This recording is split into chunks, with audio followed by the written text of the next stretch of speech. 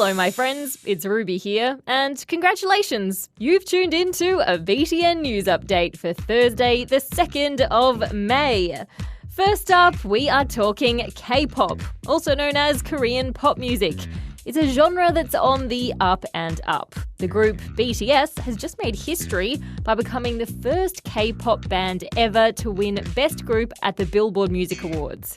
With this K-pop craze comes a whole lot of superstar wannabes who are hoping to make it big on the scene.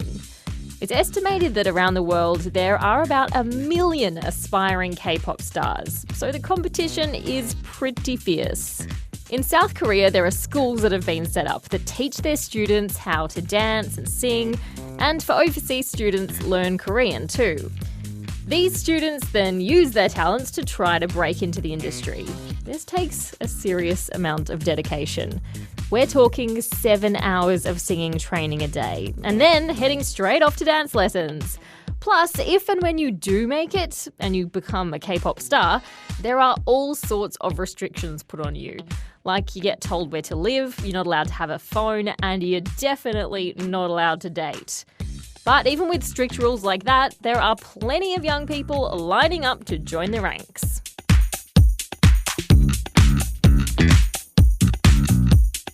Like many of the world's most beloved species, the number of hippos in East Africa is taking a tumble.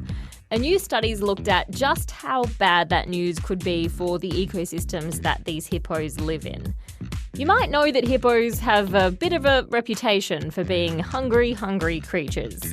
Well, all that eating leads to a lot of pooing, and that poo is super high in nutrients.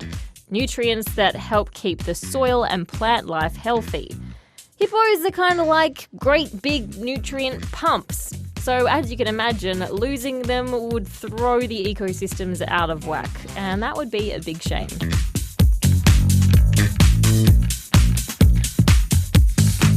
Good news! I have the answer to a question that you've been asking since you were a little kid.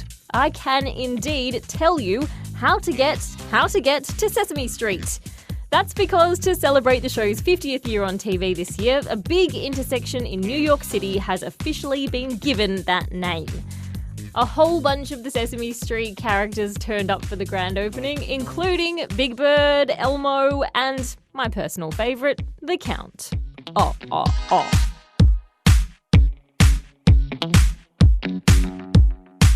And when Chicago police spotted a suspicious object sitting in the middle of the street, they immediately cleared the area.